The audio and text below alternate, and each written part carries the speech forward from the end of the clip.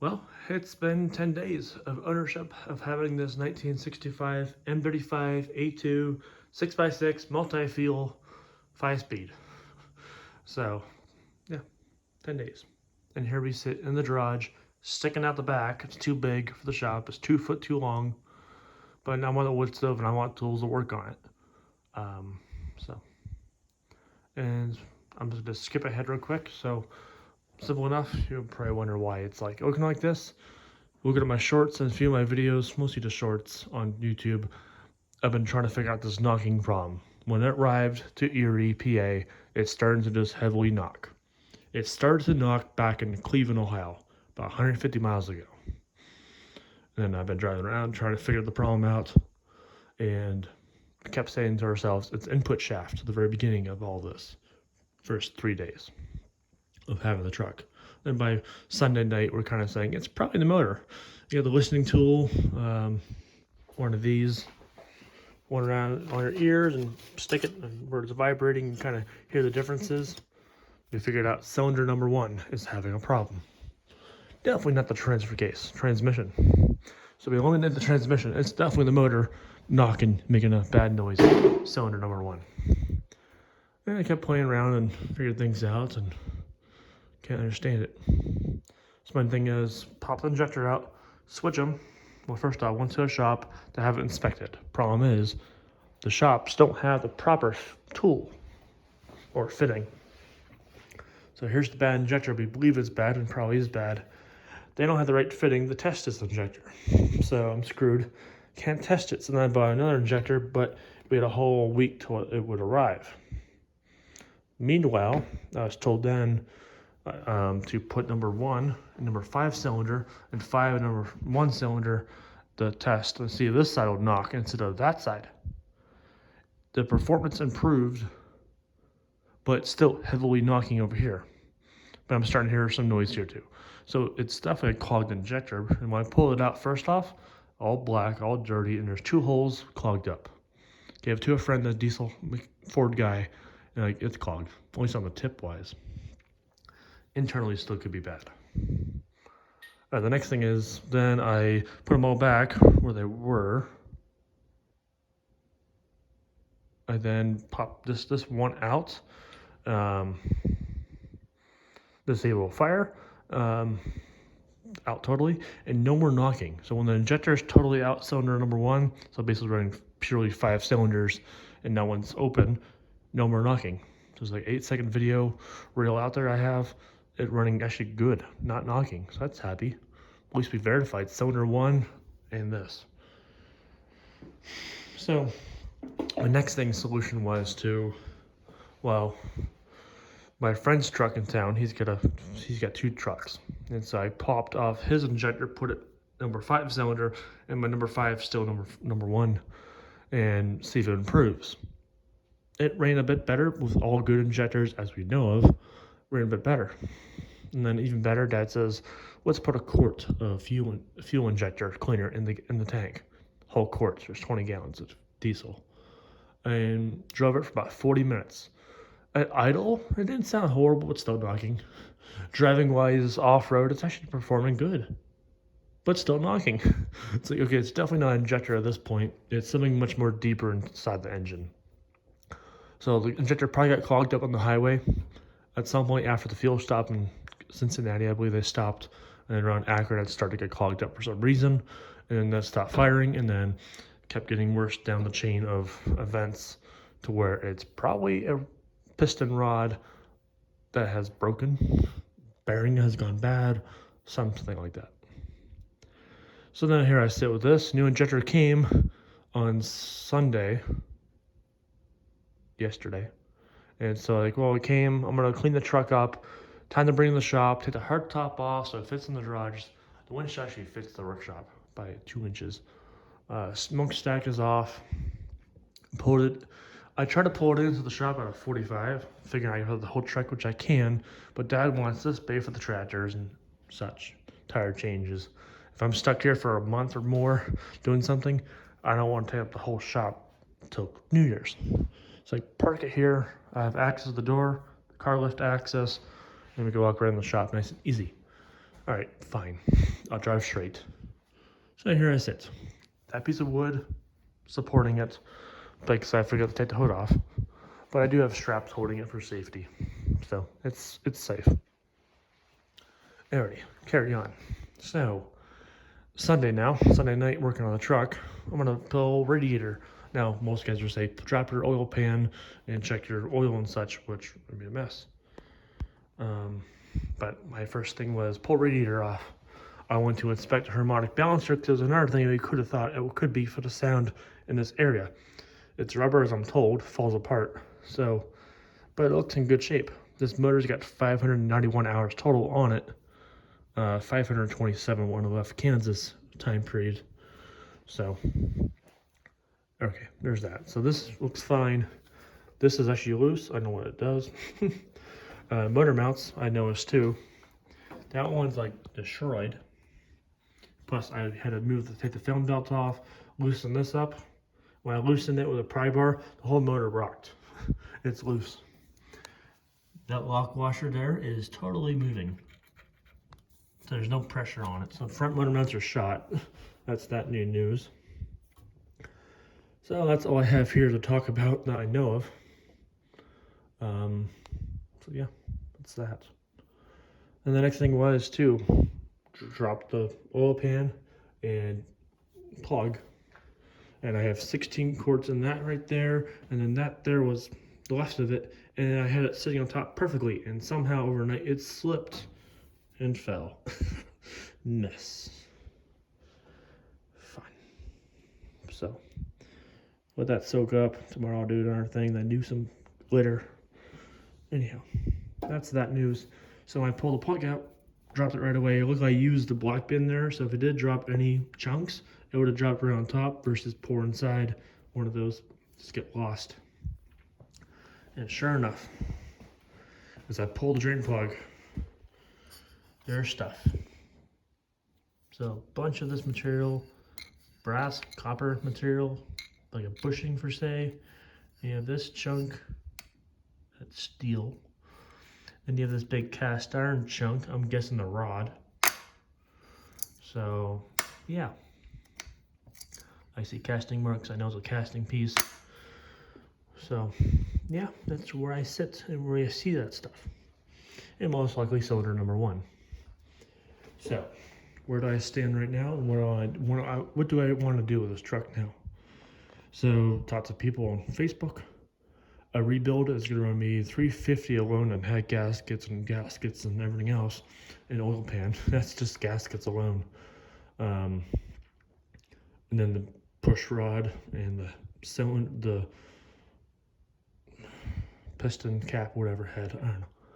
About $500 up to $800 range for just the one cylinder thing. The next thing in our mind is, how bad is the crankshaft? If that's screwed, it's going to get fully removed. At that point, you have to rebuild the whole entire motor. At that point, it's about $1,000 to $2,500 rebuild. Could be. I don't know. But I said to my mind at the very beginning of getting the truck, if I knew the motor was bad, I'm going to set myself a limit. If it's like $1,500 limit, if it's more than that, then we're going to do a motor swap. So then my next thing is their multi-fuel to put in here. On Facebook, there's 2 nearby, one in New York for $4,000, rebuilt by I don't know all the surplus stores, but it's a big name. Boyce. So it's made from Boyce. So it's a good rebuild. Painted black. That's all I know. Straight motor, pretty much the guy had it in his Bob Deuce and pulled it out, put a Cummins in it. So that's up for sale. $5,000 now, it's $4,000. So that's that option. Another guy down in Pittsburgh, he's got another one of these. Truck being parted up, but the motor runs. He wants $800. To me, that's a good deal. So sure, snag it. But it's a 2.5-hour drive, hauling a 1,500-pound motor. And just for all that, it's like, okay, this is a $2,000 for fuel costs to get down there and back, and the motor itself, and I'm good. And even trying to troubleshoot this thing, going to mechanic shops around town, no one knows this motor in town, except the Vietnam veterans I know that worked on these trucks and drove them in the service. And there's one shop in town that is a towing company They used to have a 5-ton deuce and a 2.5-ton deuce wreckers since I'm running a towing business. They use their main rotators for the highway, and then they have their deuces when the trucks go off the highway. And I use them for off-road rescue and wintertime rescues. So they have experience of this truck and these motors. Just drop your oil pan, check that point. If it's bad, swap your motor to a Cummins or a Cat. All right, so there's my next plan. So next thing is to motor swap this thing to a better, much better motor. And everyone on Facebook is doing 6 BT swaps, 12 valves. Well, around me, they're all about 500 to $4,000. And my friends up the road, diesel friends, they're all saying, no matter what motor you buy, you're gonna pull it all apart, the bare block, and do a full inspection, rebuild yourself to have full trust and know what it has. And they might have a way over aggressive cam in it for your use. All you need is 200 horsepower. You don't need a 500 plus horse diesel. So there's that. Plus they're all Pete pumps, and that's another $1,000+ for a pump and such. So my messaged a friend. My friend knows at work. He came over Thursday this week for the weekend before I found the oil and the stuff in the motor. And he came over and he's like, it's a rod. I can already tell by the noise. It's a rod that broke on you. He goes, you have to shoot out the block, so you're lucky. You didn't break down anywhere, and then your block is still good, so your block's worth some money here. Your block, your heads. So you can sell your motor for parts, make $200 to $1,000 in your motor, sell your 5-speed in the motor. I'm trying to get at least $750 to $1,500 range in parts alone. I have a guy already wants my starter already. So I do have another guy in Pittsburgh that wants the whole motor and the trainee for $1,200. So it's kind of pending. So that's where I sit now with the deal. Then he tells me he's got a 5.9 Cummins 24 valve with 182,000 miles bolted up to an Allison 2000, which is a 6-speed with overdrive. It's got a VST44, I think, fuel pump, electric, not P pump. And he wants $3,000 for it. It runs and drives. It's in a school bus from 1998 through 2002. Doesn't know. The district sells them off as salvage, not without titles. So, whatever. I just drove off there 2 hours ago. Checked it out. Drove the bus. I trusted. I'll take the deal. And with him, he's nice. He's kind of as a friend now. Like, pay me every 2 weeks, $500. Got my old winch off Jenny to sell for $1,000. RC car to sell for $500. My 33-inch TSLs, $400 are best offer. And I'm waiting on $500 from Anthony for my bumper and the 32s I gave him as extra. So all that money on side coming in, and then paycheck money. Hopefully I don't have to touch. But so I'm gonna do a 5.9 Cummins 24 valve swap with an automatic. And why automatics? I don't want to deal with burning clutches up and shifting in stop signs and red lights in town with this truck.